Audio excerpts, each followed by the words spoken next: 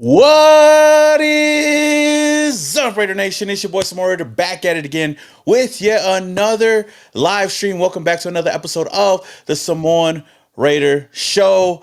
Sorry about the technical difficulties. I don't know what the hell was going on with my live stream thing, but I finally got it situated. But we're here, man. Shout out to the chat. Shout out to everybody that's up in here, man. We got a lot of things to talk about today. Of course, gonna be recapping the Raiders Bears game that just went on this past weekend. Of course, a tough one. We're also gonna talk about Geno Smith and his future with the Las Vegas Raiders and whether or not the Raiders should bench Geno Smith moving forward. Who could be a quarterback that could replace him? We'll have to wait and see. We'll also talk about Ashton Jeanty. We'll talk about Colton Miller's injury, and we'll also talk about the Raiders Colts matchup that we got coming up this weekend at Indianapolis. But that being said, I want to acknowledge the chat real quick. Shout out to the chat up in here. I see you guys up in here, man. We got Samoan Combat Vet up in here. I see you, Free Thinker. Jay Jackson. We got Paul, Terrell, Ash, Dre. I see you guys. JP. We all up in here. Yes, sir. Alexander up in here. There's not a lot of good quarterbacks in next year's draft. I mean, we'll see. We'll see. We'll have to wait and see. Let me fix my camera settings real quick. There we go. And thank you, big dog. Yes, sir. Shout out, like I said, shout out to the chat. If you guys haven't already, man, hit that like button. While we talk today, we got a lot of things to talk about, especially the stressful team that we continue to support every single week. Should we get Sanders? We'll talk about that. We'll talk about that in just a little bit. New playbook, give him another year to learn it. I think Geno will be all right. I mean, there's a lot going on with Geno Smith. A lot of people with their 2 cents on Geno Smith, whether or not he should be the quarterback moving forward. We'll see. But today, of course, I'm joined by one of my Usos, man. I got the one, the only Raider fans. Let's introduce the big Oos, Joe Morley. Raider fans, what's going on? Man, it's been a tough week so far, especially for us fans. Who's, of course, you were at the game. I was at the game. We got to see a lot of orange jerseys up in Allegiant Stadium, but I mean, I feel like we're kind of used to it by now. But first and foremost, how do you feel about this team? That would How do have you feel never about happened this in last Oakland. game? That would have never happened in Oakland. Hey, that's true. That's true. That's absolutely true. But then again, who wants to go and spend a vacation out in Oakland? I think that's another thing as well. So, all that aside, we'll get to that in just a little bit. But I want to get your thoughts on this last game. Like I said, you were over there. You got to see you got to experience the whole thing, but you also got to see the Raiders lose firsthand to a blocked field goal. Yeah, it was one of those games where you're like, the whole time you're like, how are the Raiders going to screw this up? Like, you're watching it and you're like, the Raiders have the lead. The Raiders are dominating. The Raiders are the better team on the field. Mm-hmm. But we've seen this story before. And you're just watching it and you're like, okay, put them away. Put them away. Score that touchdown that puts the Bears away. And it never came. And then, like, yes, we're putting a lot of heat on Geno Smith this week. Yes, those 3 interceptions didn't help, right? Like, it hurt, Yeah. especially when you're doing it. But it's a team effort game. And at the end of the day, the Raiders still had a chance to win the game at the end, and we didn't get it done. Like, no matter the turnovers or whatever, it's a 60-minute game, and you got to bounce back from the adversity that is given to you. And like I'm saying, there's no excuse for 3 interceptions.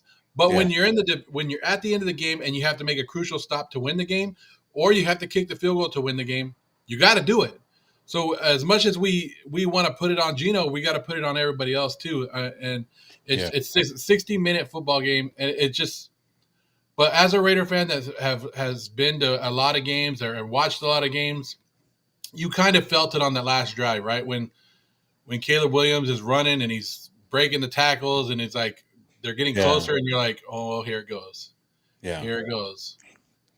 But it was a heartbreaking loss because I think, like, in the stadium, there's tons of Bears fans. Like, you can agree with it, but they were quiet. Yeah. Like, all the Bears fans thought they were going to lose at that time. They were like, oh, man.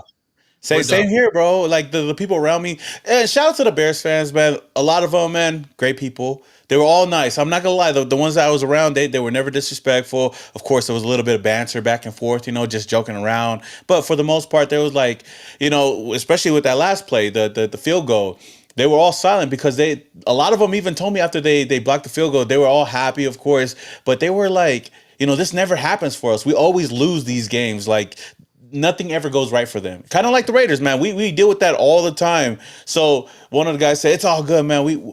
We never get this." Well, I was like, what? It's all good. I'm more mad about my team than I am about losing to you guys.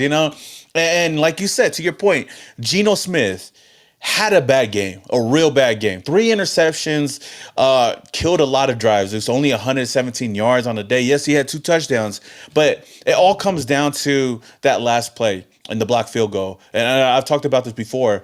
If the Raiders didn't get blocked and we win this game, nobody's really like looking at Geno Smith as bad as we are right now. Yeah, of course we're gonna be like, oh yeah, he's still got to clean up his shit, but at least we won a game.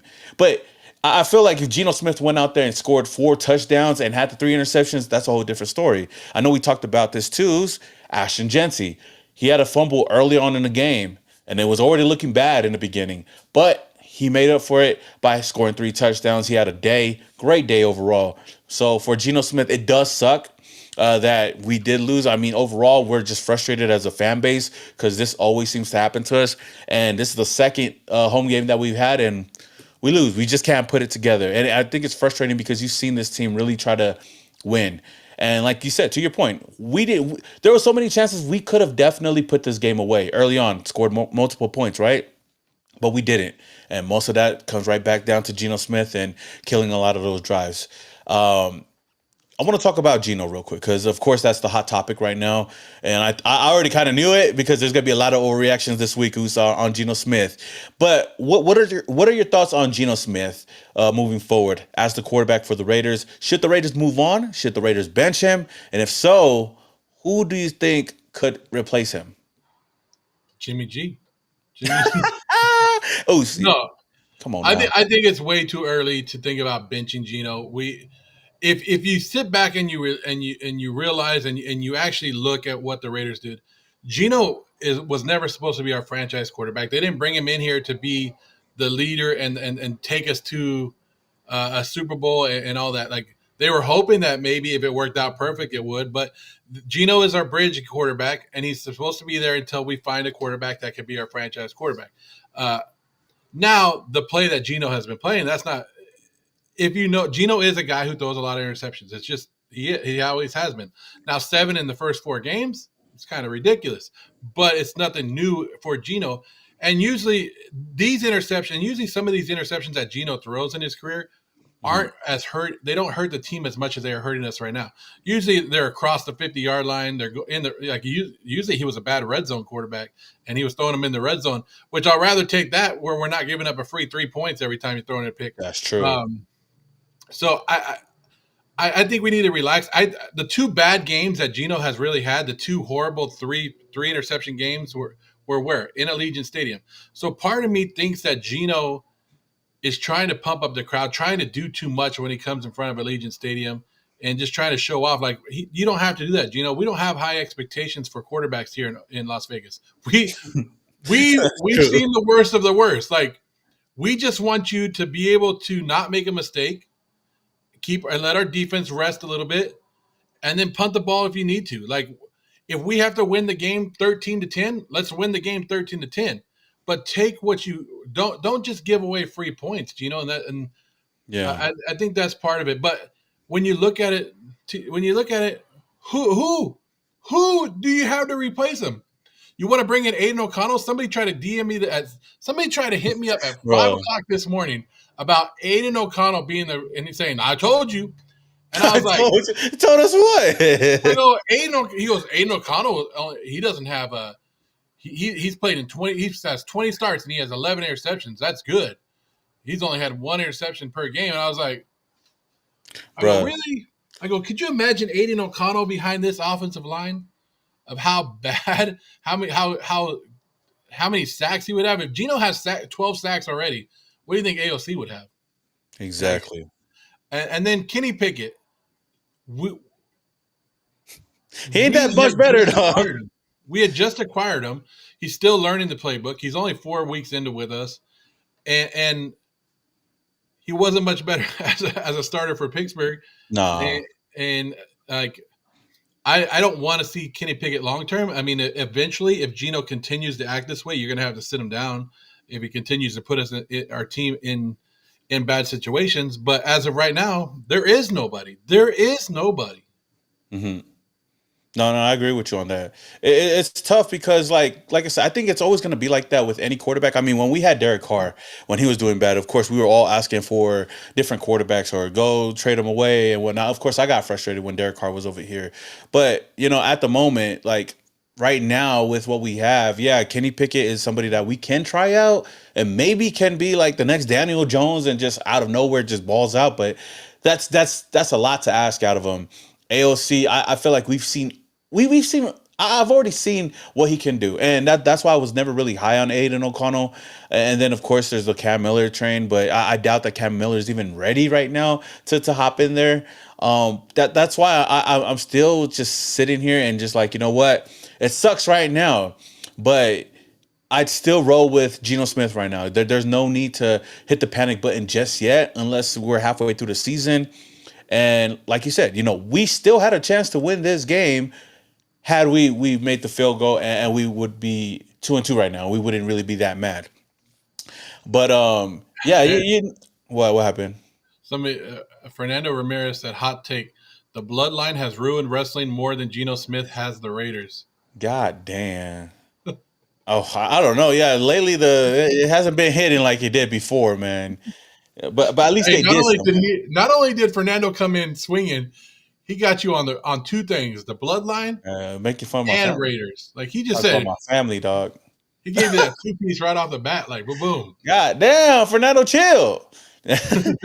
Oh yeah, bruh. But yeah, with Geno Smith, man, like I'm not pressing the panic button on him because he's shown what he can do. I think this, granted, is the worst game that he's had, and he's one of the main reasons why we lost.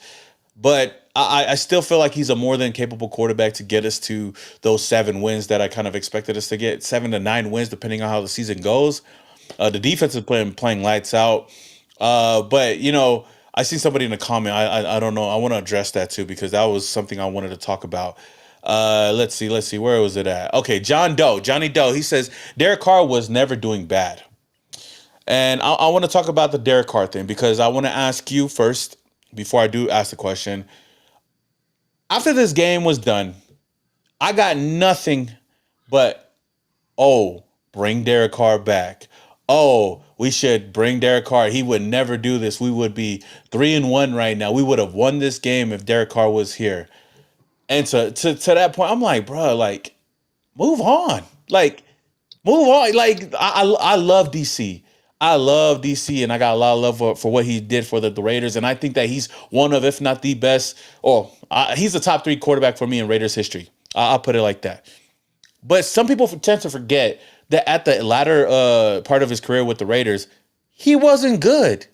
And he was doing just as much as Geno Smith. Geno Smith reminds me of Derek Carr right now, of what we've seen from Derek Carr, just from this performance. Because there was a lot of performances where Derek Carr was not showing up, and everybody around him was doing their job. Josh Jacobs was carrying the load. Defense did pretty good, but Derek Carr wasn't doing his thing.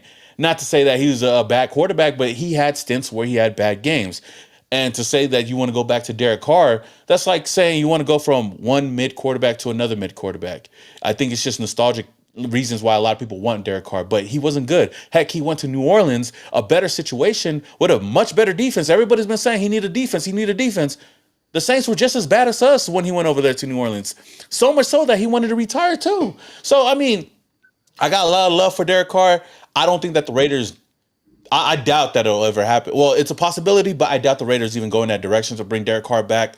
Again, not trying to throw any shade, even though I kind of did. But what are your thoughts, Joe? Derek Carr, bring him back to the silver and black. He's the answer, and he would be doing way better than Geno Smith is right now. Look, I like Derek Carr. I like the passion that he brought. I like what he gave us for the 9 years and the 9 seasons that he was here.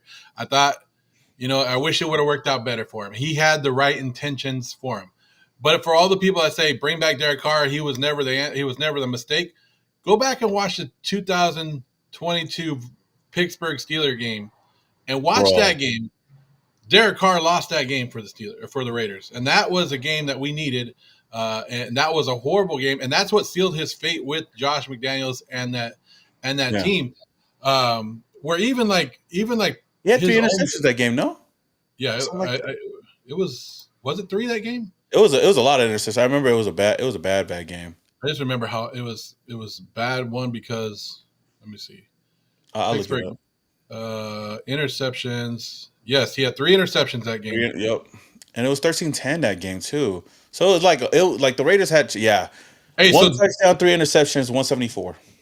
so that season, the 2022 season, Derek Carr had 14 interceptions on the season. He had 3 interception games just like Geno Smith did.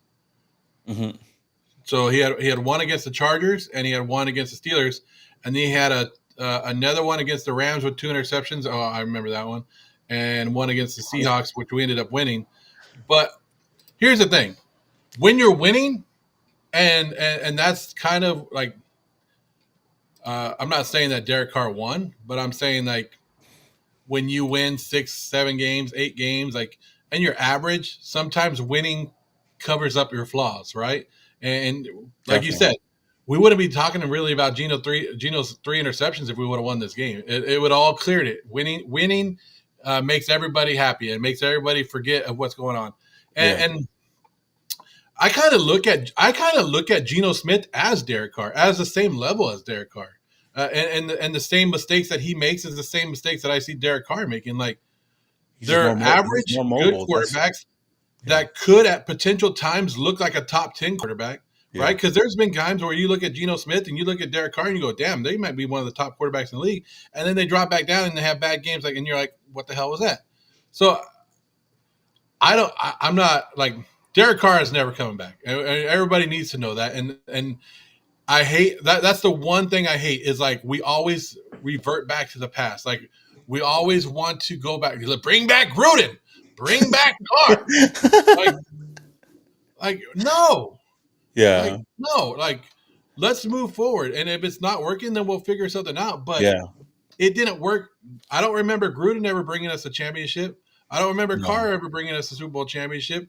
Like that's what you're looking forward to. That's at the end of the day, you want to hold that trophy. Only one team gets to do that, Yeah. and we haven't done that in 40 plus years. Yeah. And I feel like, to your point, like I understand a lot of Raider fans being emotional because I'm an emotional Raider fan myself. But like always saying like we gotta get this guy, we gotta go back to getting that guy. Like we just gotta stop it because the more we continue to do that, the more we want to fire the regime that we have right now. The more we want to move on from what we have instead of keeping it and just riding with it. Like yeah, freaking that's one main reason why like I see a lot. I know a lot of people see my posts and stuff like that. I would honestly I just mess around with our fans too because it's just funny. But even when I made the joke about Jimmy G, like let's bring Jimmy G back, and that's only because like I know people look at it and they're like that's hella dumb. Why would we bring him back? That's Yeah, exactly the same reaction I have when you guys say bring Derek Carr back. So when I post that, I'm like, you guys don't know how dumb that sounds. Like let's be honest, guys. Like Derek Carr's not the answer. Geno Smith right now, he's working. Like I mean, he's working on it right now, and hopefully he could like clean this shit up because I feel like he is holding the team back right now with how well this team has been playing so far. But that doesn't mean that. Okay, let's just jump the ship. We know that Geno Smith can be good. He's gonna have some good performances. I'm just surprised, honestly, is that he's been playing bad indoors. You know what I mean? yeah, He's been yeah. playing better outside. Oh no, you know what? No, he played pretty. He played all right this game. No, he didn't play all right. He threw a No, couple touchdowns. the two good games, the Was New Washington England? game and New England. It was Washington game. Yeah, I he thought didn't we throw got any. blown out. That Oh, was he didn't. that, Yeah, yeah, that, yeah, yeah. You're right. You're right. that You're was right. the offensive That was a line. clean game. Yep, that was a clean game. Because I've been hearing a lot like Geno Smith does good in the dome, but he does bad outside. But it's been the opposite over here in Las Vegas, and that's gonna be tough because we play like a couple more games over here, and I want to see a win, man. I want to leave. I want to go into Allegiant Stadium hyped up, and I want to leave Allegiant Stadium with the W's. Well, I don't know how many more games were outdoors. I think Kansas City and Broncos might be the only 2 games that we go outdoors the rest of the season. That's crazy. I didn't think about that. Yeah, So so so we need inside Geno to show up. Like, we need hey, where you Dome. We at, need Geno on the Dome to show up, man. Because I've been hearing a lot of good things, but we just haven't been seeing it yet, though, man. Yeah, you're right. The 2 games, the Chargers game, the this game against the Bears, 3 interceptions each. Damn, Moose, you just and the thing is, you just gotta take care of the football. That's it. We played good enough to to win these games, man. At least this game for sure. Yeah, But at least this game. I yeah, don't know about the Charger game. Like people are, I don't know if the 3 interceptions would have. The Chargers were a good team. They were hot at that time, yeah, and I've told people when we get to see the Chargers at another time later on in the season, it's going to be a different game. But I know some people are upset, and this is one thing I want to address: is Geno's contract. Well, the Raiders are dumb. They gave him a 3-year contract. Dude, like are we not used to NFL contracts by now? Like, look at Geno's contract. Really, it's a 1-year deal. They can get out of it and give him a team option. They can cut him at the end of the season and pay him 10 million next year and be done with it. And like, they're out of the contract.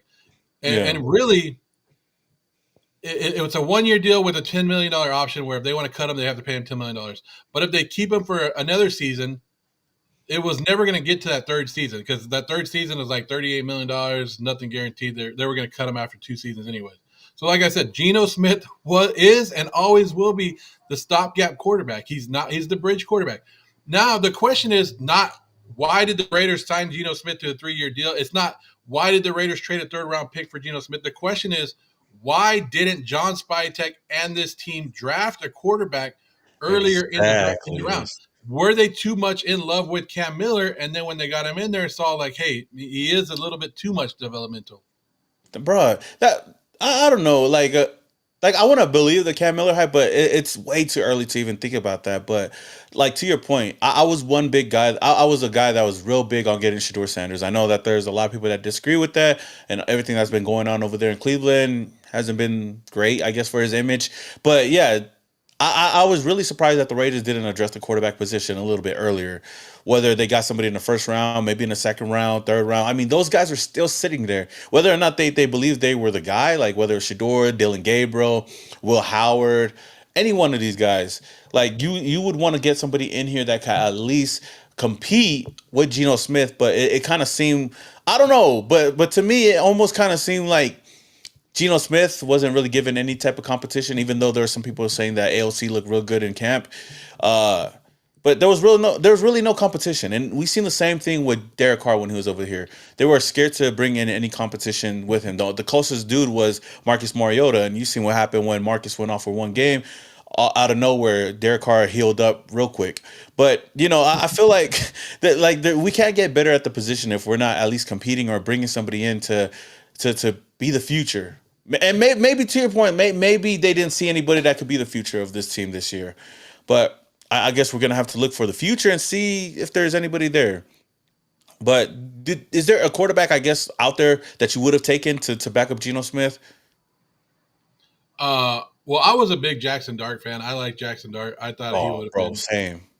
but I didn't know exactly where he was going to go in the draft because he was all over the board, and that's where it comes down to is like, did they want to give up some? But then, what's his name, Jalen Milroe? I would have took him in the second, third round. Oh yeah, Jalen, bro. I think he actually went for the draft pick that we traded for Geno Smith. Um, I would have took him but like you said, as not like just to test it out, see what we got, and see if their college game can turn over just a little bit. Exactly, That, and that, it's not like you're using the second and third round pick that we used that we drafted this year. The fact that like we could have taken a chance on somebody and just to see if there's something there. Yeah, Jalen Moreau was another guy I was really high on. Jackson Dart, of course, but Jackson got selected in the first round. But yeah, I mean, he got selected in the first round. Yeah, he did get selected in the first yeah, round. they came up Yeah, for him.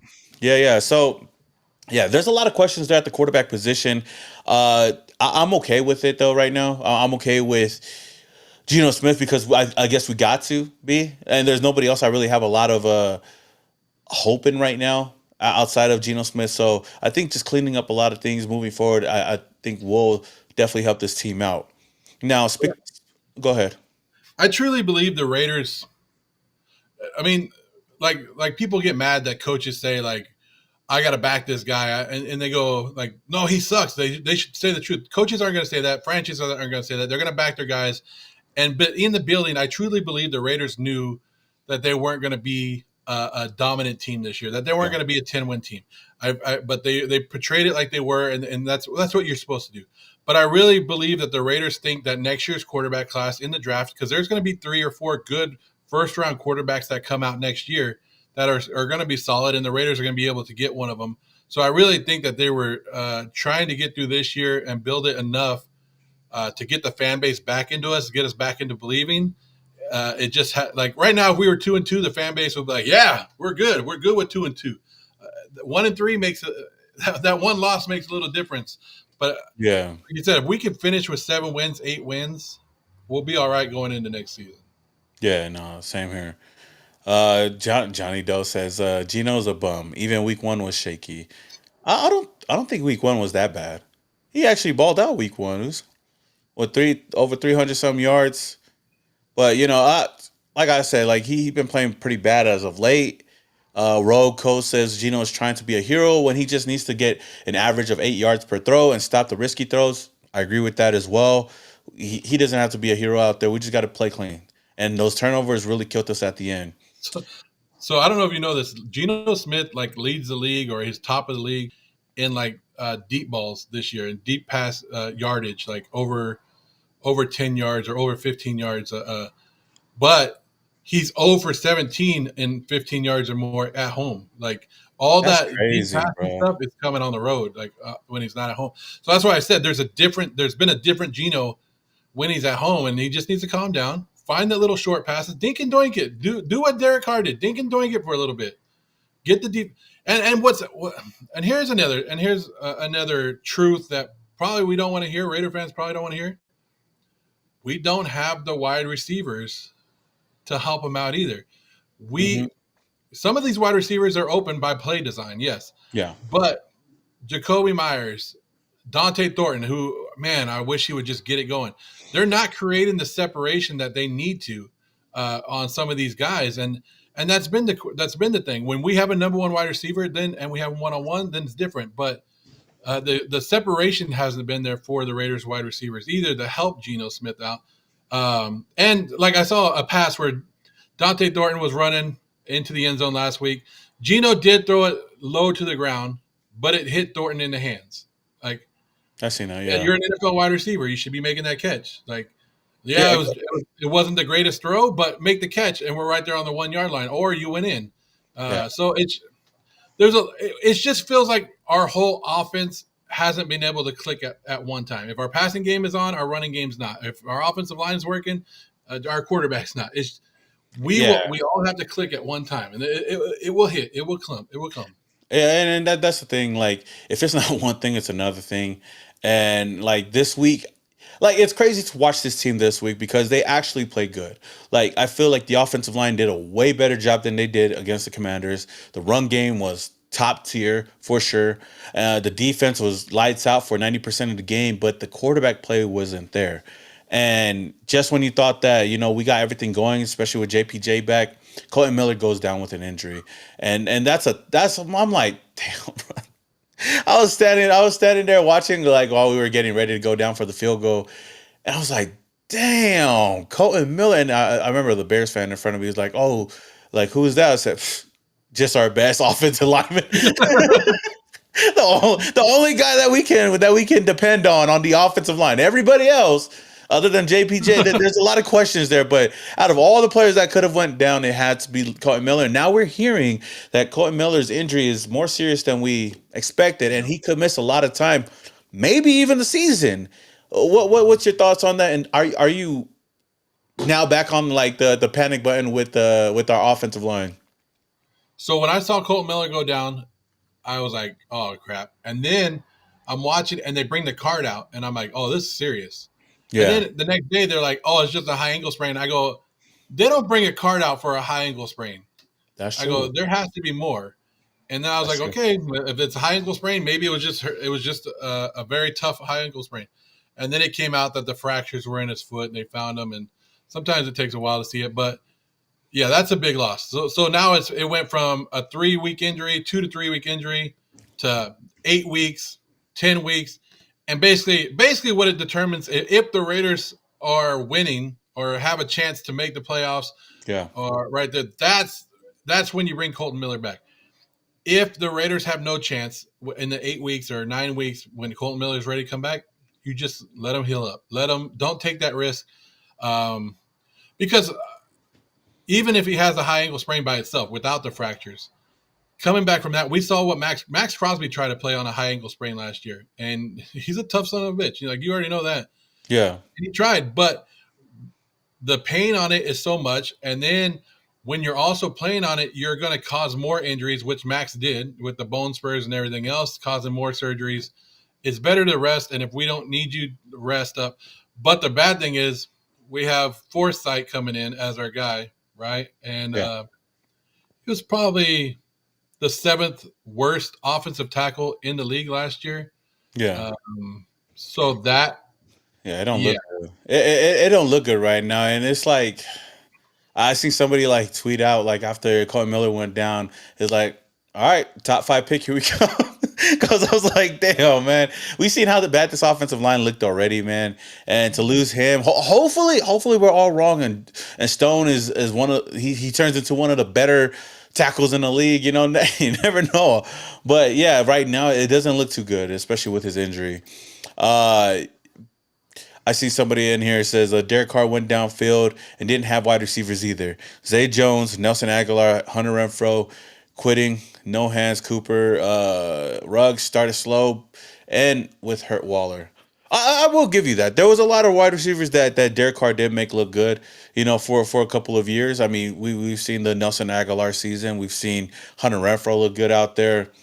Uh, yeah, but it's the same thing that Geno's doing right now. It'd be the same thing with Trey Tucker. oh yeah, That's that's like true. that's like your Zay Jones or whatever. Yeah, because Like Trey that, Tucker could Nelson have a Aguilar. big, yeah. Statistically, like this will probably be his best year if we continue to feed him as much as we have. Of course, he still has Brock Bowers out there, but Yeah, yeah, I see your point. It goes every which way. To be honest with you, but what's your thoughts on Jack Besh though? Like the whole situation with him not getting a lot of reps, especially for being a second round pick. yeah. I'm not understanding this because Pete preached that he would play young players. I don't mind playing young players. We'll get him out there. And the only young player you got out there was Ashton Jeanty the first couple games, and you put him on a snap count. And then like when people called you on it, then you're like, okay, we'll give him the ball 21 times a game. But Darian Porter, he didn't play the first game, 0 snaps. Yeah, The 2 guards that were out there, or the 2 offensive linemen that we drafted, like we drafted them high, like right 3rd round. Like where are they at?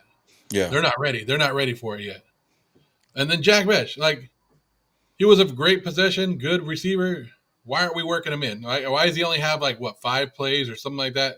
Yeah, I I want, did. Yeah, I did hear that he's gonna his rep count will go up because I think somebody asked him about it today, and well, we'll see because maybe just switching it up, maybe Jack Bash might be a better receiver for Geno Smith right now than Dante. We haven't seen that connection. We've been hearing that about that connection all offseason long, and we just haven't seen it, and it's frustrating because I feel like a lot of us had a lot of expectations for Dante Thornton, but they just haven't been meshing it or they haven't been connecting just yet. And like you said, we really don't have wide receivers right now that a lot of people respect. Now they're going to be respecting the run game. After this last performance, maybe it opens things up for the passing game for this next game. We'll have to wait and see. But yeah, but yeah. Go ahead. but they've always respected the run game. Even like I mean, on that 3rd down and 2 before the blocked field goal, they had 8 guys in the box for 6 of us, and somebody said Geno needs to option out. I don't know if he was told not to, but they handed the ball off. We lost like 3 yards, a couple yards before the field goal. Like they've always had it, they just don't respect it. But I'm with you. I love Dante Thornton. I think he's a great wide receiver. I think he can become a great wide receiver Yeah, with the right work. And he needed work coming out of college, but I think they need to sub him out just a little bit more, like and change yeah, it up because I feel like they're using him more as a long guy. Like, and I would like to. I don't know. I don't design plays. I'm not an offensive coordinator or whatever. I like the drag routes, and I think Jack Besh can do that. I think Trey Tucker can do that. I think Brock Bowers can do that. And that's just taking the guy right here, say he's lined up on the right side, and just go 3 yards and go all the way across to the other side of the field, go to the left side and just hit him. that, Sometimes you get matched up on a linebacker and you're gone. You're gone. yeah. No, I've seen that, and that actually works a lot more for us than most of the other plays that we've been doing. Just having these guys run outs and stuff like that or across the field. But yeah, real quick, I wanted to. Somebody brought up something that I wanted to ask you. Was okay. Lencho's World says, "What about the new guy Leroy Watson over Stone Forsyth? What do you think about that?" I mean, when did we sign him? We just signed him, like We right. So just got him. Yeah, I think so we yeah, just. so that's what I'm saying. Like, so I mean, we have already have communication issues on the offensive line. So you want to throw a guy that doesn't know the playbook out there right now and be like, go ahead, like go That's ahead. true. Yeah, yeah. No, you're No, right. you don't. You have to give him. You have to give him the shot. You have to. I, me personally, I'd rather see one of these young rookies make the mistake and learn on the field than a veteran guy that's gotten beat every time. Like that's me personally. I'd rather see a young guy and we can have an excuse, but like, hey, he's young out there, he's learning, Yeah, than a veteran guy who's been in the league for 10 years and he's screwing up every time. Like yeah. that's just the way I look at it. Yeah, for me, I definitely I'd give Charles Grant a chance before I even go with Watson right now. Of course, we'll see how it goes. He's still got to get acclimated with his team, with the offensive line and everything. But with the way it's going right now, I think Stone's going to be the guy, just for the mere fact that Pete Carroll, yeah, I guess they already had him lined up as the backup if anything were to happen.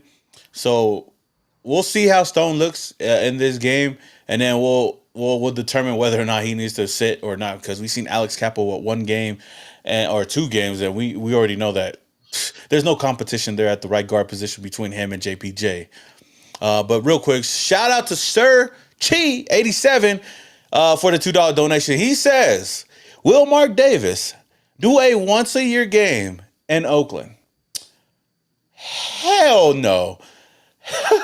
There is no chance in hell a Mark Davis would ever do that, and it's not because he hates. Well, he already, yeah, he does feel some type of way with Oakland, not because of the fans. I think he appreciates the fans of Oakland and everything that they've been able to do, especially when they were over there as the Raiders. But it's just the city in general, because I know a lot of people like to talk about Las Vegas and get on Mark Davis. He should sell the team.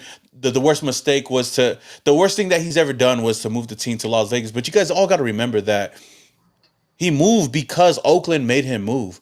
He wanted to stay in Oakland, and trust me, I've talked to the Oos. We've talked at some events before, and that's all he said. And I know he feels some type of way with Oakland just with the way they made him move, and they thought that he had no option other than LA. But that's the reason why he really fought to move to Las Vegas. And when Oakland started to put something together and say, you know what, we can actually do something, he was like, nah, it's too late. I'm already leaving. I'm chucking up the deuces. So no, I don't think that the Raiders will ever play anywhere else, not even a once a year game. I think there's a better chance that they play in Korea than they go back to Oakland. And I'm just trying to keep it real though. But like I said, nothing but love for everybody in Oakland and all the fans that definitely supported this team. I don't think it sucked the way that the Raiders had to leave not only once but twice. But Oos, I guess let me ask you that. Shout out to Sir Chi. Do you think that Davis will ever do a once a year game in Oakland? No, I don't see it. I don't see it happening. Um, and one, I think the 49ers would have to agree to that now too, because I think they own that territory now because the way it is. Yeah, But you know what? The one good thing I think that saved us moving to Las Vegas is that if we would have stayed in Oakland, I think we would have had more of these London games, of these Germany games. You would have been seeing the Raiders over there. I think staying in Vegas has we won't give up home games for international games now. yeah. Where we were in Oakland, we'd probably be giving up 2 games a year being in That's an that. international. Oh, you know what? That is true. I didn't even think about that because I feel like the NFL doesn't want to like sacrifice any Vegas games because they know that there's a lot of money to be made over here. We're always, I mean, all of our ticket prices have been the highest that it's been like ever, and for most of the years that we've been here. So yeah, I see that happening, and that's why you see LA, like the Chargers, they're getting like those international games because they can afford to have them go somewhere else because they have two teams over there as well as all these other teams around the league. Shout out to oh damn, okay, here we go. Shout out to Searchy again for the $5 donation. He says correct. Oakland political leaders didn't spend the money to keep the Raiders. They even had a failed protest for John Fisher and the A's. Oakland's fault. It is though. Like as much as it sucks to say and for you guys to hear, all of this goes right back to Oakland. So anytime you guys want to start talking ish about Las Vegas and how bad it is and they should have never went there, they should come back.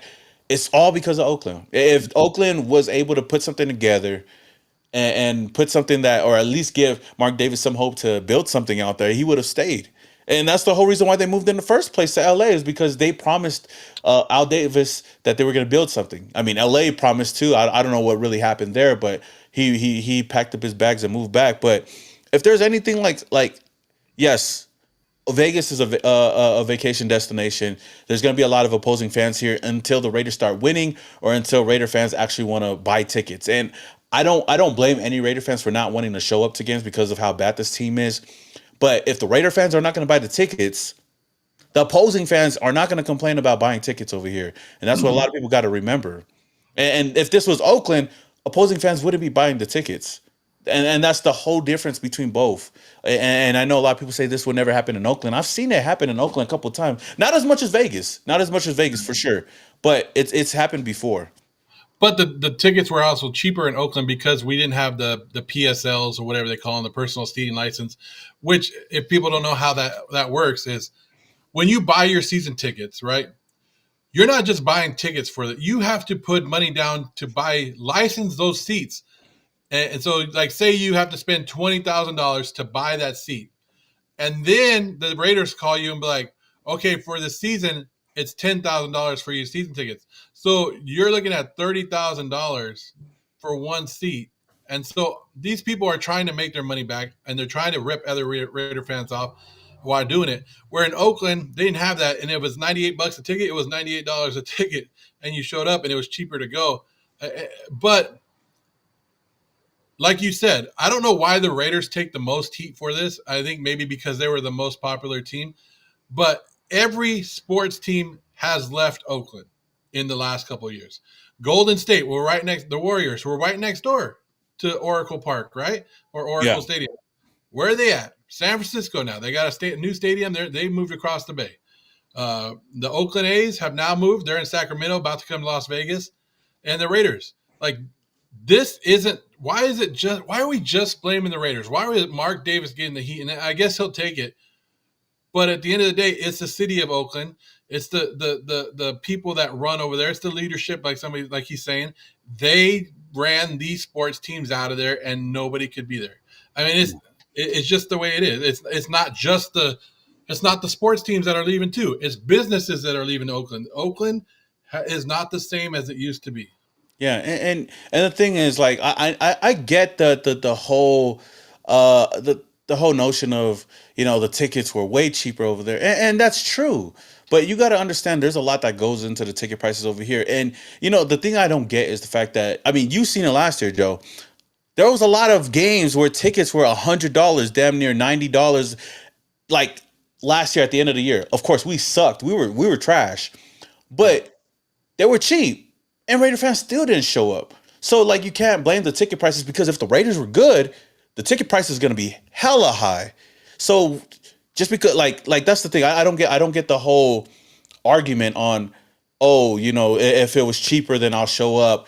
No, if you're not going to show up when we're doing good, you're not going to show up when the ticket prices are cheap unless you live in Vegas and whatnot. And that's the whole thing with me. It's like I understand this is Vegas. Vegas is never going to be Oakland. Oakland was special. Oakland had its fan base. They had their locals, and of course, a lot of people around that will always travel to Oakland. The tailgate will never be the same, and I don't think Vegas is trying to be the same as Oakland. I just think that people don't understand everything, and they're so quick to judge and so quick to complain about everything that's going on over here. But you guys like if you're not showing up, then why are you complaining about it? That's just my whole thing. And it's only gonna get worse if the Raiders start doing good. And that's the thing. If the Raiders start doing good, and yeah, on top of that, I've seen a lot of people talk about Vegas doesn't support the team as much as Oakland.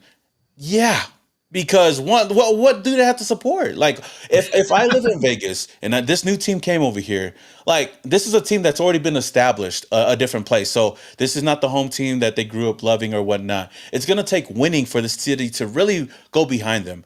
And rightfully so. You got to understand, like the same with Oakland. They were winning in Oakland. They had their time in Oakland where they were winning, and that city got behind them and stuck with them.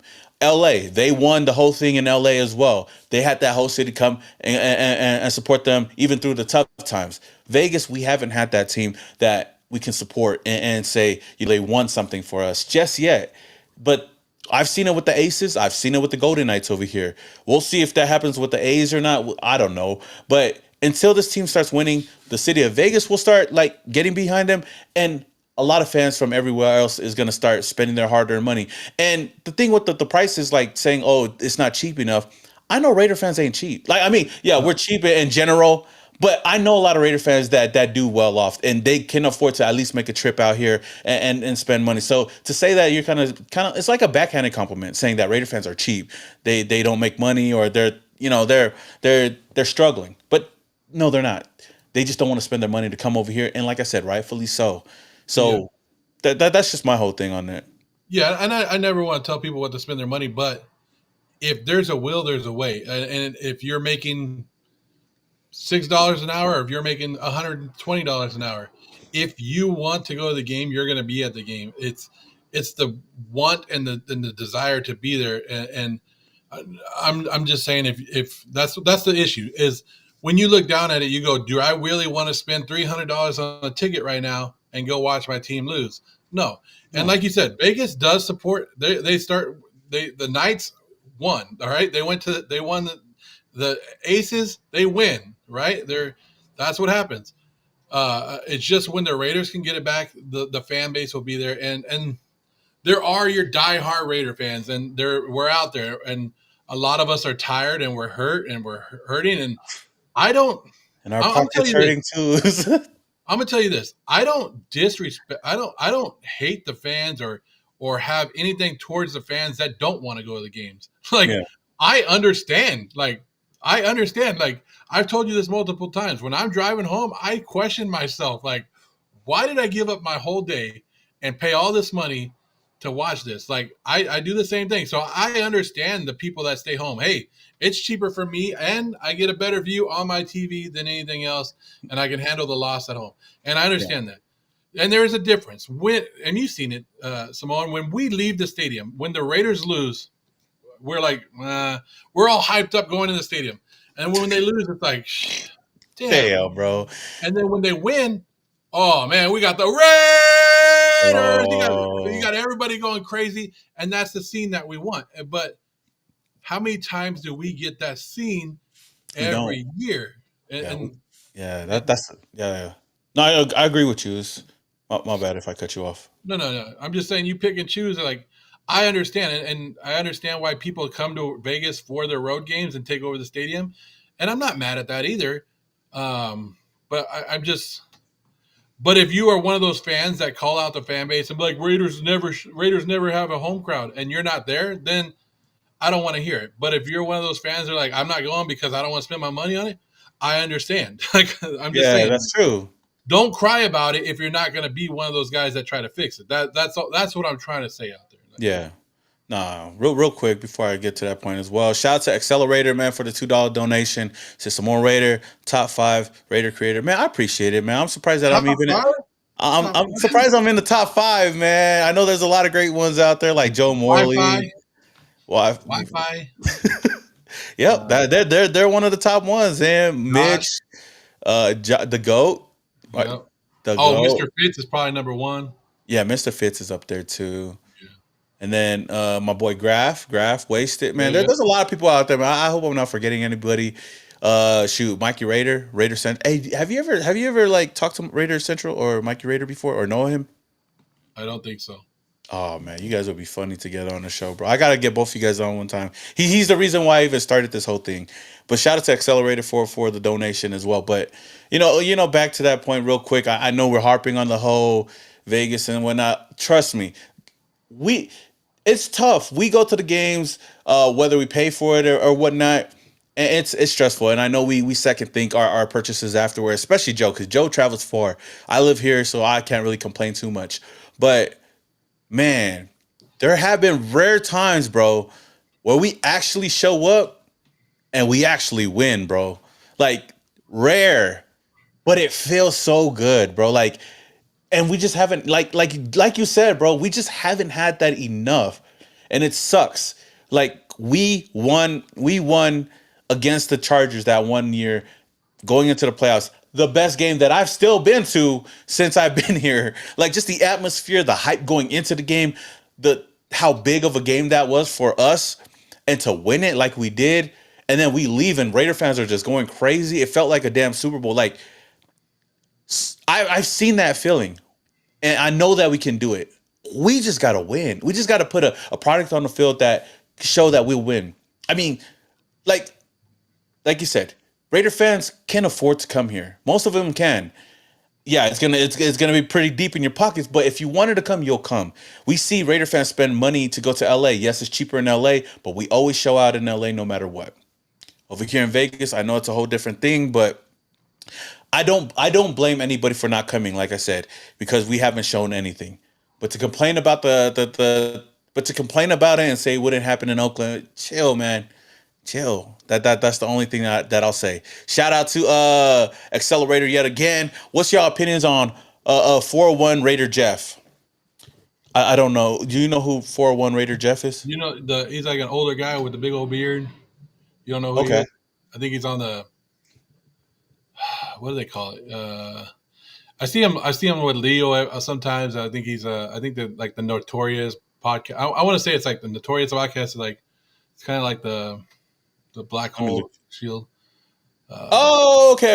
I see. I just looked him up right now. Oh yeah, I've seen him a couple. Oh yeah. Hey, he cool as fuck though. Okay, that's Raider Jeff. I see. I don't remember a lot of names though, but yeah. Shout out to 401 Raider Jeff too, man. Shout out to everybody, man. Everybody that does content, bro. Everybody that does content. Uh oh, all aboard Raiders. I see them up in here. See, I Just was going to Raiders, say baby. that. There's a lot of content creators now. It's hard to keep up with everybody. I know by faces more most of the time. Back then it was easier because there was like only six of us or five of us. Now it's like a lot of us. Yeah, hey, shout out to Knock Andrew, man. Byron Raiders underscore 1995. You probably don't even know him, huh? Oh, so he's with just Raiders, baby, is what he's saying. He's with him. I don't Yeah, know yeah, I just Byron. seen that. To be honest with you, I didn't even know like when I started doing content creation, I didn't even know about a lot of this stuff. And I've told you that I saw you on YouTube one time, and I was like, "Oh, someone, someone Raider, who's that?" And I started watching you. The one guy that I started watching a lot was Raider Cody. Was probably the Oh, first guy Cody. that I started watching, right? Cody. Uh, Yeah. so that was like it's interesting. And then there's like people that you like, and there's people you don't, but I think when we meet a lot of these content creators, and I don't know how many people have met them, like meeting you, meeting Mr. Fitz, meeting a lot of these guys. Even I met Mitchell Rentz last year. Like Mitch. Yeah. everybody is pretty damn cool and laid back, and they have one goal in mind for the Raiders to win. Like now, we all don't have the same opinions, and we all don't have the same thoughts on how to run the franchise. But at the end Yeah. of the day, we all want to win. We all want to see the Raiders succeed, and that's the one goal. And I think it's this is if I took one thing out of this, and maybe it's the same thing. If you when we take one thing out of content creating or doing the internet stuff and going to the games, the coolest thing is talking to people about Raiders football. Like they stop you. I've seen them. Yeah. I walked around with you, and people didn't know who I was, and now I walk with you, and people know who I am just a little bit. Not But a- I yeah. used to just watch them stop and talk to you and ask you questions and be like, "Hey, Simone, what do you think about this?" And that right there was awesome because the main goal about creating content or having a podcast like you do right now is what? To create conversation about your favorite team, to get your frustrations out of about the Raiders Yeah. and talk to people that are going through basically the same shit that we've been going through, the same feelings. And you're doing a great job by letting people like comment right here and get their frustrations out and being a part of it. And that's what you said earlier. We're fans at the end of the day, and Yeah. we're going to show our emotions no matter where we are, up good or bad. Hey, when the Raiders like halfway through the fourth quarter, I looked over and I said, "Hey, if the Raiders win, I'm gonna do a video of me dancing, like just straight dancing." And I was already thinking about a winning video, and then I had to fix it. Like, Bro, it's so different now, bro. Like my eyes, like this year more. I know last year I started doing a little bit more, but getting content at the games, and I know that's something that wasn't really done before. You know, back in Oakland, I've seen a couple of YouTubers that I followed, but now more than ever, you got a lot of us. Of course, like us, people in the Raiderverse or whatever. You got other people doing content, so it's good to see a lot of different angles. And it's funny the different people I watched, like their vlogs from their angle. And just see their experiences. It's really cool to see how big this Raiders thing has gotten on YouTube. Because at the end of the day, like I've said it even myself, like I'm just a fan. Like I don't call myself like the most knowledgeable fan because at the end of the day, I'm just a Raider fan that just gives my opinions, and my opinions may Yeah. not already Yeah. always be right, but I give it in an entertaining way or as entertaining as I can make it, right? And that's it. That's all I do. And it's good to see the support, man, because Raider Nation is they support. They definitely do. Whether they like you, whether they don't like you, they'll let you know. Whether you're right or wrong, they'll let you know. Oh, they let you know. They'll let you know. I've been told a lie, man. There's only been one person ever, for as long as I've done YouTube, to come and confront me about something they disagreed with me on. A lot of people disagree with me, but one person came up to me at one of the I was with Raider Cody at one of our blackout parties, and he came up to me and said, "Hey, man, I don't like how you talk about Derek Carr." And I was like, "Oh shit." He said, "How are you gonna say that the Raiders need another core?" I was like, "Hey, that's just my opinion. No, that's how Yeah. I feel, you know." But I respect it though. I respect people that want to be like. The only thing I say is just don't like. I try not to be disrespectful to people and vice versa, right? Like that's the only thing. If you have a different opinion, that's totally fine with me. But if you're saying, man, fuck you, Joe, you big ass, blah, blah, like, you don't know shit. It's like, bro, we're all giving opinions right now. You know, that's it. Nobody's right. We're not GMs. We're not in the locker rooms. We're not the head coaches. I feel like sometimes Raider fans might know a little bit more than the organization themselves. But, you know, at the end of the day, all we can do is just give our opinions and just talk Raiders. And that's what I love to do. And that's the whole reason why I even started this thing. Because I've seen people do this before me. Shout out to Black and Silver Waste. Shout out to Raider Central. I don't know if anybody knows those OGs right there, but they started it, and I thought, you know what? I want to give my opinions on the Raiders. Let me just shoot it. I can edit it, and that's just how it's been since what 2014. I've been doing this shit for a long time, and I've only seen 2 winning seasons since then, bro. So it's been tough, man. And shout out to the chat. I seen somebody else up in here. Yeah, I do know. I do remember seeing Raider Jeff. I've seen him a couple of times, so much love to him. Jamie says that I got to meet some more Raider this past weekend. Yo, shout out Jamie. Was looking for Mr. Morley. I don't know how you missed Morley, but Oh, but Joe's see, everywhere. this last weekend, I remember I did that different thing. I wanted to shoot. I shot a video of where I wanted to sit in the front row, and then I wanted to sit in the back row of Allegiant Stadium.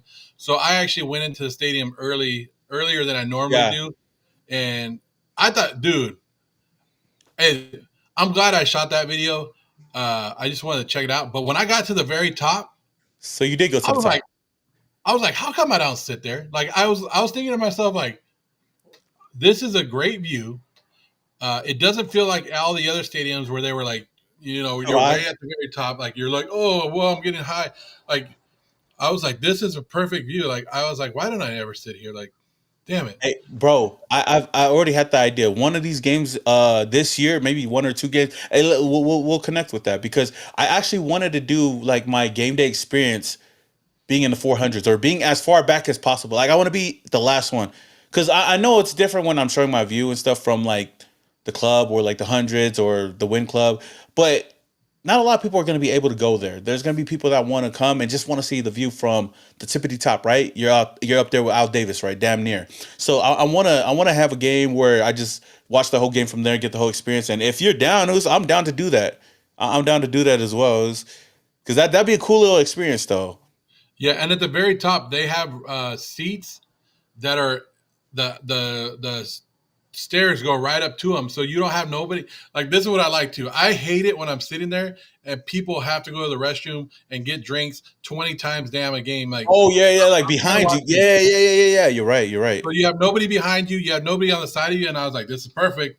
Like this is perfect for me, and yeah, I'm not for it because you and I are kind of the same when it comes to the game. We like to watch the game, but we also like to watch it from different aspects. And sometimes you went up to the torch last week, and Yeah. that's a different experience. If you haven't watched the game from the torch of standing there and seeing that atmosphere, it's different.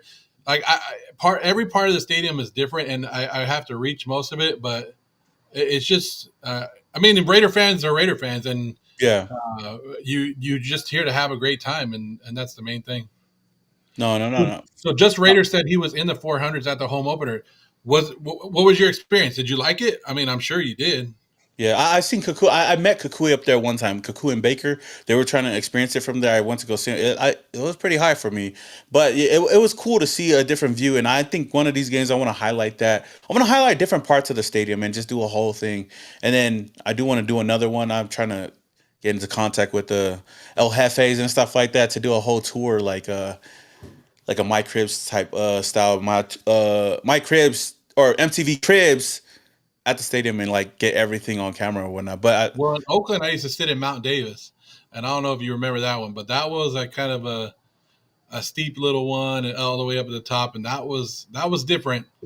yeah, Um, but there's two different times of I always say there's two different types of people. If you want to be down and see the play, but you're going to miss some of it, but be down in the action, you're going to be on the field level. But if you actually want to watch football and you want to see the plays develop, you want to see where the real mistakes are and the holes open up, you want to be up high, and that's like the all 22 view that people that they watch the game on. Is if you're up high and you're looking down, you could actually see a wide receiver open before he even yeah, throws the ball. You're like, oh, there it is. Or you could see the line opening up that big old hole, and you're like, oh, he's yeah. gonna break that. Not like the Wind Club. I'm like, what's going on over there? Yeah. But hey, the Wind Club is my favorite place to go. But I know not for everybody. They don't like being down there. Real quick, I want to get to some of the comments because I seen it. I want to just like go over them and answer some of them, man. One of them says, Omar, shout out to Omar. He says, is Dylan still content creating? I don't really think so. But I did have an idea, which I'm going to try to get into contact with all the OGs and do like a OG roundtable with Dylan, Mikey, Byron, Raider John, and all of them. That'll be hella dope. Damn, I don't want to lose where I was. Simone, you're an OG now. Yeah, I feel old on this content creating space. But I feel like right now it's starting to pick up, like barely starting to pick up with a lot of things, like all the different opportunities, which is cool. Which is cool. You were old school, like Mikey, Raider John, and Dylan. Oh yeah, shout out to those guys. Like I said, I'm gonna definitely try to get a live stream with them and maybe Joe on there too. So that'd be cool. Lalo says, can't create content when there wasn't nothing to talk about. There's a lot, man, with the Raiders. No matter what year it is, there's always something to talk about. I'm telling you, back when I started in 2014, there was a lot to talk about. We signed Justin Tugg, got Michael Crabtree, and Amari Cooper was like that was a different type of year. Or no, that was Khalil Mack's year, I believe so. Been following you since 2015. Shout out to Knock Andrew, man, real one right here. You haven't been very oozy lately, Hank. Yeah, it's been hard to be oozy because this team is hella trashes. Yeah, most oozes are very respectful and chill and good people, which is good because most of them could beat five men without breaking a sweat. Yeah, accelerated. Yeah, that's the thing. Like me, I like to be respectful to a lot of people, even opposing fans. I like to make fun and just joke around and have fun with it until it gets disrespectful. And I feel like the only fan bases that really get under my skin the most is probably the 12 Charger fans and maybe the Niners. Samoan Raider, did you see Max Crosby podcast had mentioned you? Pretty sure. Oh, did he? I haven't watched the latest one. Max Crosby's somebody that I'm trying to get on here, but always be saying he's gonna come on, but never shows up. But it's all good. I understand he's a busy guy. Um, okay, I think I caught up with all those He told me ones. that he was going to come on there, but he went on living his life. Like, Hey, you know what's funny? I don't know if I told you this story, but I haven't told my listeners. I haven't told the chat before, but I actually had Max Crosby lined up to come on the Ninth Island podcast. Uh, three different times. Well, one time he was gonna come, reschedule for the next day. He rescheduled for another time, and then he's like, "Okay, for sure, bro. This time." I'm like, "Okay." He never wrote me back, and then the season started. I was like, "Damn." oh, Like, he never damn, wrote just tell back. me you can't make. Just tell me you can't make it. I'm gonna catch him one time. I'm gonna just show up at his place, and I'm gonna show up at his place, and then he's like, "Hey, so you ready for that podcast?" Because he has a podcast at his spot now. So you never know, dog. You never know. Uh, you guys turned your backs on ALC. He beat the Chiefs on Christmas, 65 points against the Chargers. Geno 1-3 right now. That was a good one, man. That's a good one. I like that. I like that. First of Uh, all, first, first of all, That Chiefs game. Old boy, old boy completed 3 passes, bro. All game, just 3 passes, and we won that game. 65 points. I will give him that. That was some. We were playing Easton Stick, and you know what's funny? But I feel but like he didn't score those 63 points. The defense had multiple touchdowns in that game. oh, you're right. You're right. Yeah, you're right. You're right. Yeah. Oh, my boy's spamming, but shout out to Accelerator yet again, man. For the let's see. What do you think of my YouTube idea? What's your YouTube idea, Accelerator? I'm sorry, I didn't get to see it. Let me go look. I gotta go. Do you see it? I don't know. My bad. Haven't been very Uzi. No. Yeah, most no, that's not it. What do you think about my YouTube idea? Let me know what your YouTube idea is, Uzi, and then I'll let you know because I don't know where it was at that you put it. Oh, But I lucky. appreciate the donation. Huh? Nah, it was like Lucky T. Is that? I thought that was your boy right there. Oh, lucky photo. All right.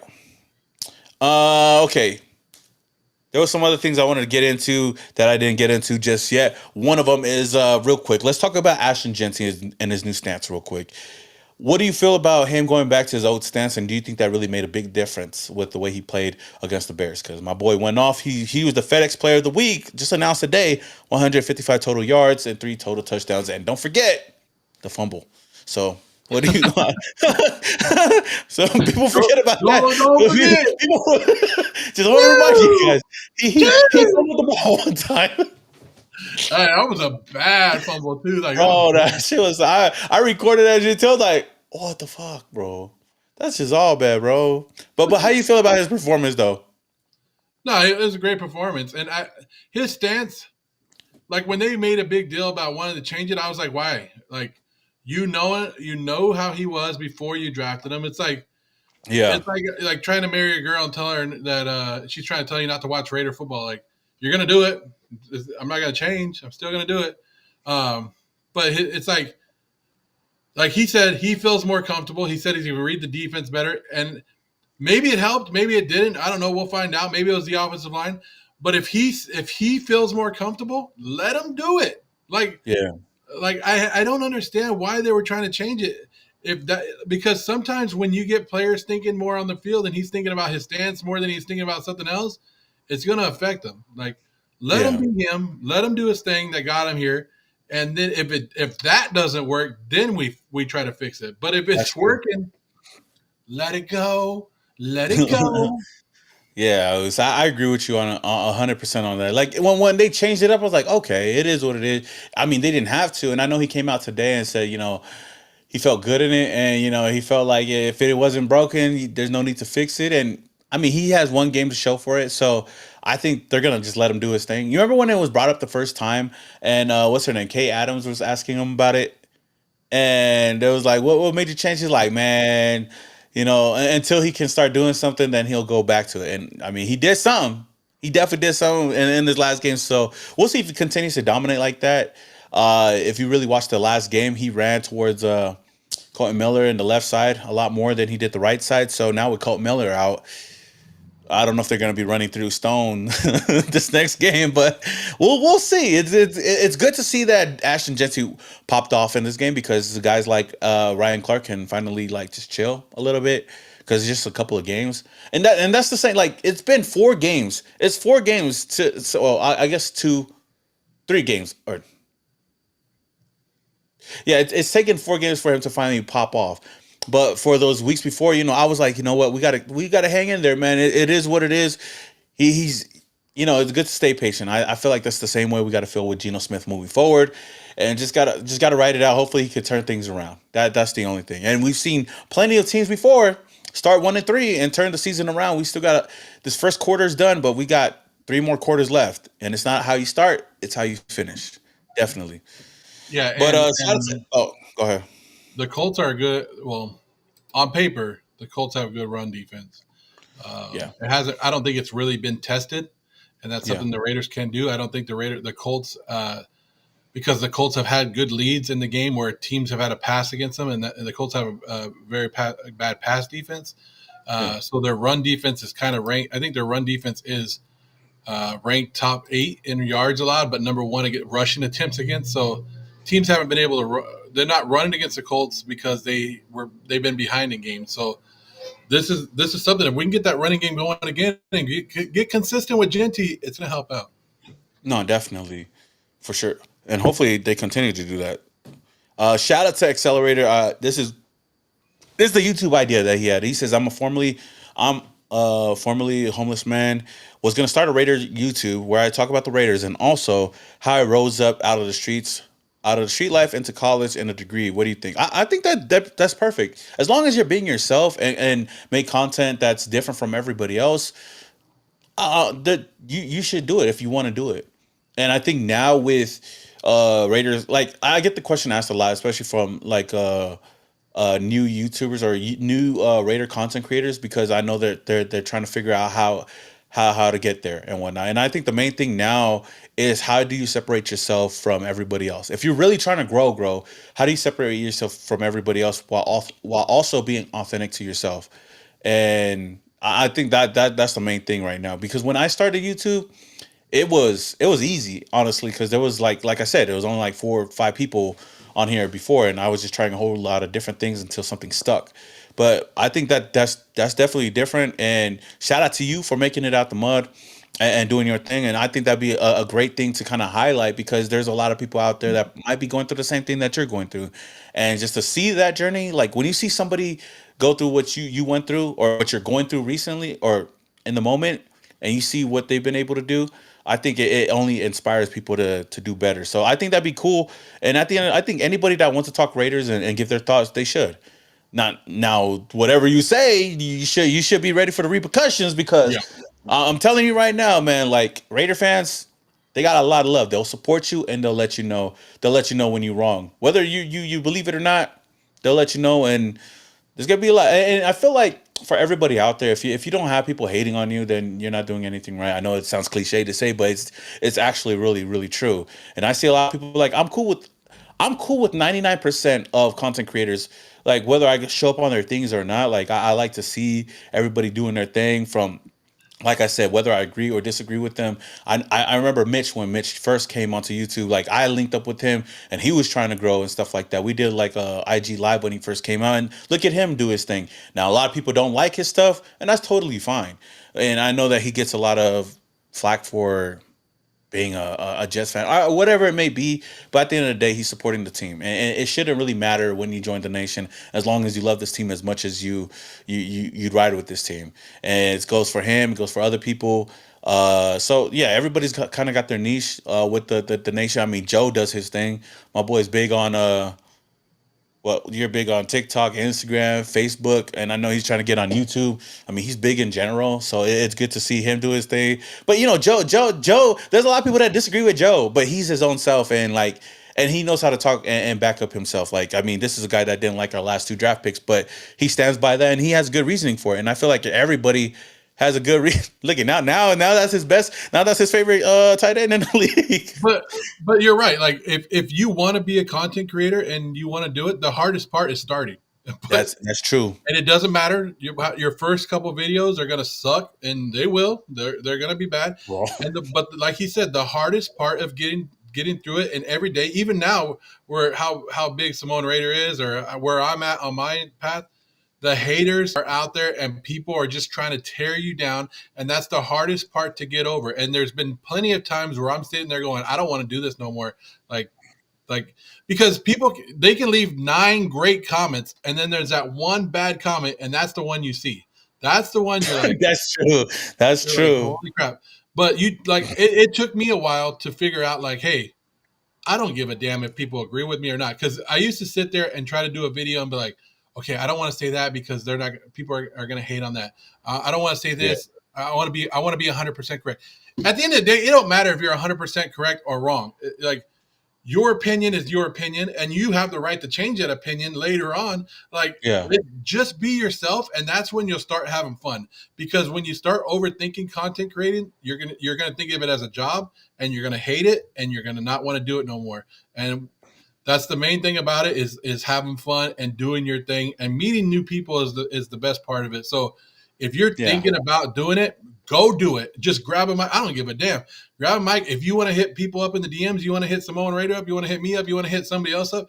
There's tons of people out there that are willing to help you and give you.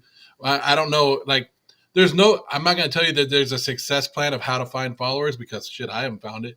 But it's the hard work that you got to put in, and you have to be Yeah. consistent, and you have to be thick-skinned, and you have to just love what you're doing and continue to do it. And that's the main thing is just do it. Just do it.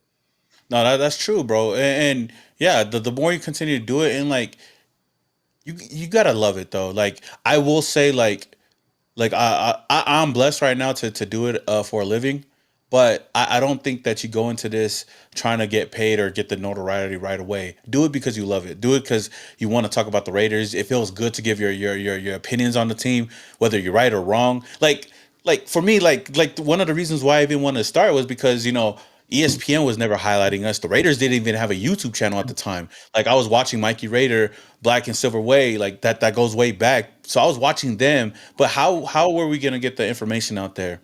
There was nothing out there. So that's why I started it and did it my own way, and I like to have fun with it.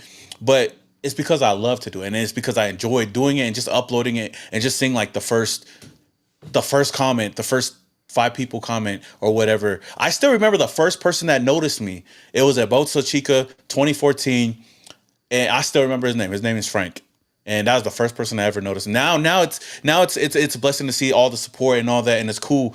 But it all starts from like how much you love it and how much you want to do it, because everything's gonna start following. And then once you start, getting comfortable with it, start networking with other people, meet other Raider fans. I'm sure like Joe's an open book. Like I'm sure you could reach out to Joe. You could probably reach out to me. I got to do a better job at getting back to a lot of people. It's a lot though, but there's a lot of people out there that will collab with you and do stuff.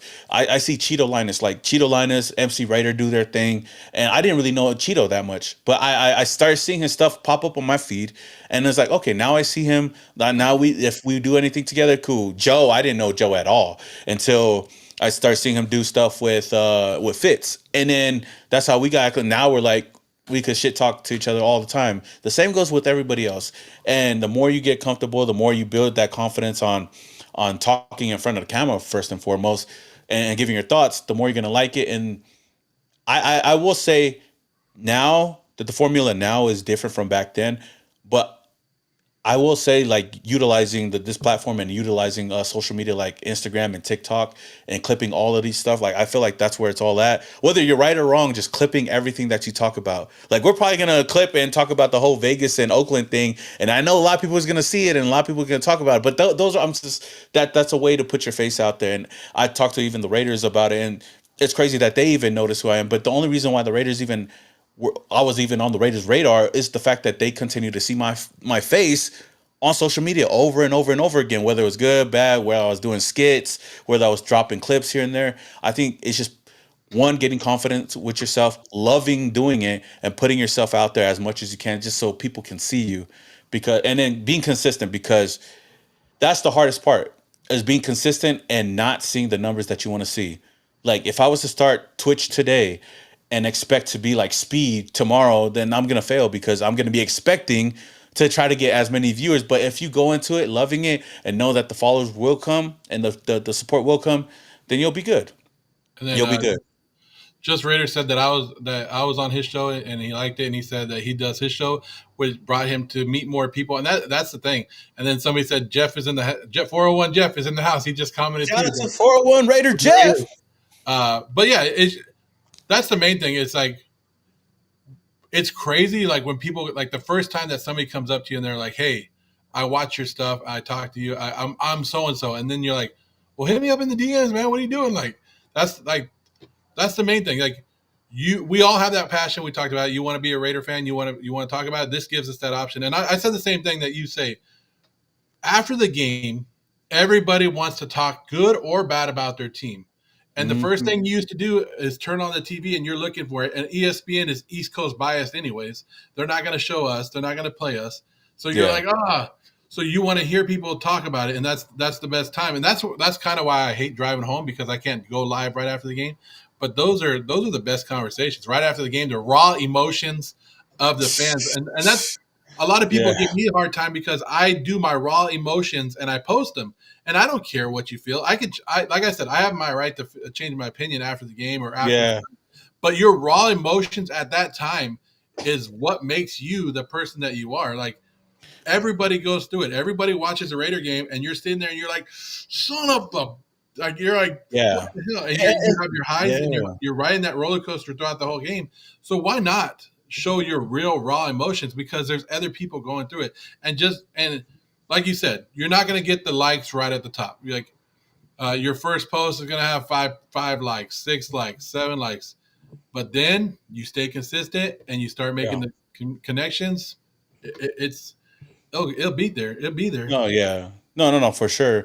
And that's where people is gonna find out, and that's where people are gonna figure out whether they like you or not. Because depending on what your reactions are, they're gonna be like, okay, that's exactly how I feel. I fuck with this dude, so I'm gonna follow him. There's some people that don't agree with what I say and they don't follow me, but there's other creators. Like I said, now there's this platform has got so many different creators. So there's so many different opinions. Whether you could go into this game and say like Geno Smith was the problem, another person will say it's not his problem. It would have been this or that. Everybody, especially those instant reactions, are kind of crazy. I mean, last week you see me blame Daniel Carlson. I got mad and I was talking like, Daniel Carlson, do your job, bro. And people were like, it's not Daniel Carlson's fault. And in my head, I was like, yeah, it wasn't his fault. I was just mad. I was just saying shit. Like and I know it wasn't his fault, but I was just kind of going off on everybody. I was like, Daniel Carlson needs to like curve the ball around the defender and just, You need to curve, learn how curve to the, kick that ball, if, Daniel. if Daniel Carlson was a good kicker, he would have definitely curved the ball around the defender and we would have won, bro. We would have won. And But at that point of the game, you're not thinking about the 3 interceptions. You're thinking about if we make this damn kick right here, we win this yeah, game. Like, so that's why I'm saying it's a whole 60-minute part of the game where you're roller coasting up and down. Like, at no point did you even remember the 3 interceptions until you go back after the game and you're like, this loss sucked. Like I said, the final drive for the Bears, you're like, come on, make this one stop, and we got this game. And the defense doesn't make the stop, and you're like, damn it, the defense didn't do it. Even though the defense had a good game the whole day, most of the yeah, time. they let up at that end and gave up that touchdown. So you're that's what I'm saying. The only raw emotions is right there, and that's why I love my draft videos because people see my raw emotions from when I draft them, and then I go and go, okay, now what? They go, well, we still have the rest of the draft. I know, and that's why I'm giving you a minute of my life of what I showed you, and that's the cool thing that you do, like the long form, is people actually get to see more than just a minute of you. Yeah. But I Nah, mean, yeah. No, it's crazy. definitely, man. But yeah. Like I said, if you guys want to start content, man, just do it, man, and just do it because you love it. That's the main thing. And like I said, like right now, like it's easier for me. Like I'm blessed to be in a situation where I'm like 10 minutes down the road from Allegiance, so it's easy for me to just come home and just start shooting whatever I feel. But maybe one of these days, Joe moved to Vegas and it'd be crazier. But yeah. That being said, Oos, we're gonna be I guess a quick preview. Just a quick, how you feel about this next upcoming match against the Colts? I'm nervous because, like you said, our offensive line is hurting without Colton Miller. I do think the Colts were upset last week. They got that losing taste in them. Maybe there's something on tape that the Raiders are able to find that Sean McVay found and be able to take him down. But this is a very good, sneaky Indianapolis Colts team, right? Yeah, I mean, again, there's advantages that the Raiders can have right here. Like our wide receiver core and that speed should be able to get open. It's just if we can find them, if we can give time, if we can block. It's just there. But Jonathan Taylor is a beast. Is a yeah. beast, and we gotta knock him around and stop him. Do you see the Raiders winning this one? This is one of those games that the Raiders could win and suck us back in, right, and just bring us right back into it. And we're like, yeah. Do I Oh man, am I expecting the Raiders to win this game? No. Can I yeah, see it? Can I see us going in there and winning this game? Oh yeah, I can yeah, see them finally fixing their mistakes and getting that win because it's not like Indianapolis is an elite team. They're a good, solid team, and if you got to play your game against them, but I'm not expecting to win this weekend. No. Yeah, I agree with you. Like the Colts, they've been on a tear so far this year. They lost last week to the Rams, but that doesn't take away from what they've been able to do so far this year.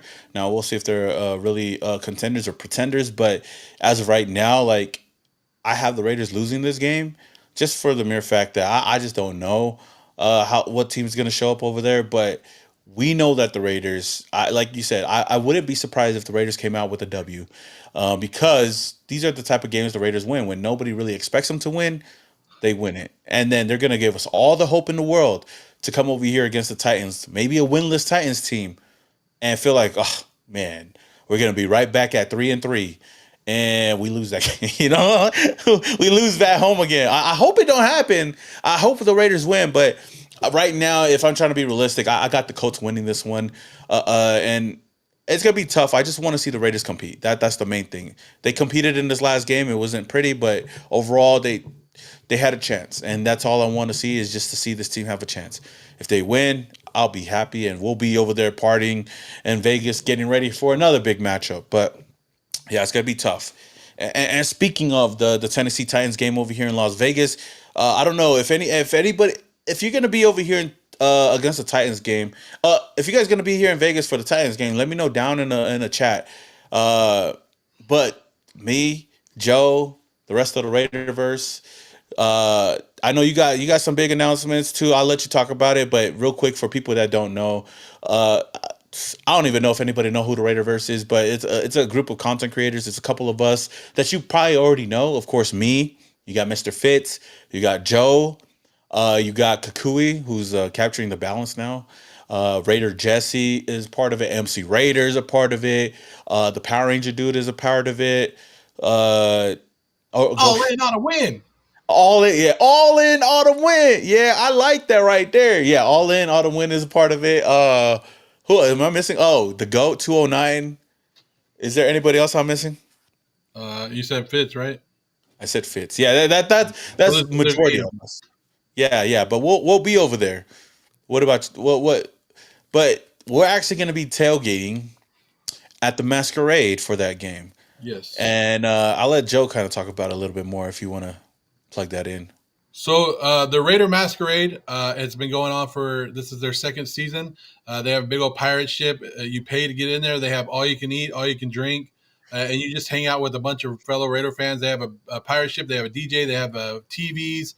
Basically, it's your way to tailgate without tailgating because most of us go to Vegas and we're staying at a casino, we're staying at stuff, so we don't have the equipment to bring for the actual tailgate, right? Like the barbecues and stuff like that. So they're basically bringing it to you, and for I think it's $150. I know it's a little expensive for us casual fans, but when you actually break it down and you go, wait, I get to eat and drink for 4 hours and have a good time, kind of weighs it out depending on if you can get your food and drink worth of it, right? So we Yeah, will be having we will be having a promo code coming out pretty damn soon for it. Probably dropping tomorrow to give us some money off and helping us out. But if you guys want to join us in it, it's gonna be my first time in there. It's my birthday weekend, so we can have oh, a is great it? time. Yeah, we can just MC, like you said, MC Raider's going to be in there. So there's everybody that you're looking that we hang out with is all going to be in there having a great time. So it's the Raider Masquerade. They hit us up today. We're gonna be in there. We're gonna have I'm gonna check it out. So this would be a good time to check it out, especially against the Titans. When hey, maybe the game won't be that good, but you'll remember how good the tailgate is, right? Like you'll remember how having fun outside the tailgate. No, no, for sure. Let me pull it up. I think I could pull it up real quick. I've been there once, and if you guys are looking to tailgate with us, like you said, all you said what all you can eat, right? Everything. There we go. Let me see if I Yeah. can pull it up. Bang bang. Oh damn. Hmm, there we go. Tailgate with a twist. Tailgate with the twist. Wait, how do I take? So I'm not sure if the promo code works now, but it's going to be like Raiderverse 10 or something like that. It's going to give you 10% off the tickets, but to get in there and have fun and do your thing and hang out with us and just it looks. I mean, it looks like a cool time. It looks like a good time. I'm Yeah, excited. oh yeah, here we go. Yeah. Yeah, the Masquerade powered by Confirm 360 is a VIP tailgate with a twist. I think it's all you can eat, all you can drink. It's a whole area. Let me see. Yeah, see, look at oh, here we go. There's the Yeah. VIP pass right there, which gets you everything. I think the plus pass only gets you to the only extra thing I think is they have like AC units and stuff like that, right? The big it's a lounge, it's a big lounge area. But yeah, all you can eat, all you can drink. There's a DJ over there, big screens, and we're all gonna be over there, basically just hanging out, kicking it, getting content, and just tailgating before the game. So yeah, this all. I don't know who they're gonna have over there, but it's gonna be pretty cool. But Yeah, so this will be the first tailgate that I'm not at Lot J, and I think maybe you too, right? no, I've been over here for a tailgate. There's been a couple of Really? like I've been to No. Modelo. I mean like I don't always go to Oh, I don't that's right. always I went to Modelo with you too. yeah, we did Modelo one time and whatnot. But yeah. If you guys haven't, man, tap in, man. We'll be over there. I think we'll drop the code pretty soon for 10% off, and we'll just have a good time. If you guys trying to kick it and have a good time with us, man, then Masquerade for the Titans game was gonna be pretty lit. I'm pretty sure if the Raiders win, then there's gonna be a lot of Raider fans showing up. So hopefully we can party and just have a good time, and the Raiders keep that same energy though. But yeah, J Lot, hey J Lot's always like if you just want to be with the fans, man, J Lot's the spot though. But Yeah. Masquerade, this is cool. Is next to Modelo Zone. It's right there in Lot B and right in front of the stadium. So it's not that much walking, but it's a cool time though. And sometimes Yeah. they have special guests, but maybe we're the special guests. Oh, But yeah, definitely. But Oos, I appreciate you for coming on, man. Damn, what an hour and a half, man. Shout out to the chat though, man, for coming on. Like I know I've been trying to figure it out, but I feel like if this starts to pick up, and shout out to the chat, we'll probably try to do this once a week, and just probably bring on some different guests. Shout out to Joe for coming on. You can find Joe. You can find Joe at the Joe Morley on all social media platforms, right, Oos? yes, sir. Yes, sir. Yes, sir. Oh, see, just win, baby. Oh, just win. Just Raider, baby. He said, 160 for all you can eat and drinks is a deal. It is, Zeus. It is. Well, with the 10% off, I think you're paying like 140 though. About like 140, huh? So like 140 Yeah, for yeah, all, and yeah. it's gonna be open for 4 hours. So as when the tailgates open, they're open. So you could literally spend freaking all 4 hours just chilling there, eating, drinking, games on over there. They got AC, like if you get the other VIP pass or whatever, they got these trailers or whatever, or I don't know what they call them. And you could watch the games in there. There's AC, there's chargers, and like I said, we're gonna be shooting content over there, so it's gonna be cool. It's hella gonna be cool. So yeah, if you guys trying to come meet us, I know a lot of people always ask where we're gonna be at, where I'm gonna be at. For the Titans game, I'll definitely be over there at the Masquerade with the Oos. Yeah, it should be good. I mean, I was trying to do the math. I was like, damn, one like I'm like you always say we're cheap, right? We're cheap, but I was trying to do the math. I was like 160, but really 160 for 4 hours of eating and drinking and watching football because they have the red zone and all that stuff too. I mean, in Vegas, yeah, And you're the worth thing is, it. you could go out and in. You could go in and out too.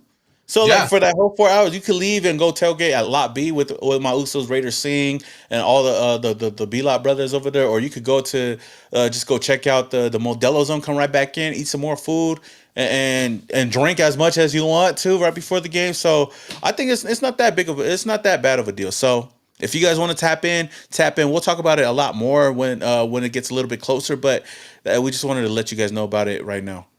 If I show up with war paint, I don't want to walk out sad. Hey Lalo, don't. I would hold back on the war paint right now. I'll just hold back right now because I don't know what team's gonna show up though. I don't know what team's gonna show up, but with that being said, man, you guys can also follow me all social media platforms at Samoan Raider. I appreciate everybody for tapping in. Like I said, we're gonna do this a lot more. And one other thing before I forget, I'm actually gonna start trying to do IRL live streams a lot more. I've been trying to talk to a lot of different people to set it up. I don't know yet if I could get everything kind of going.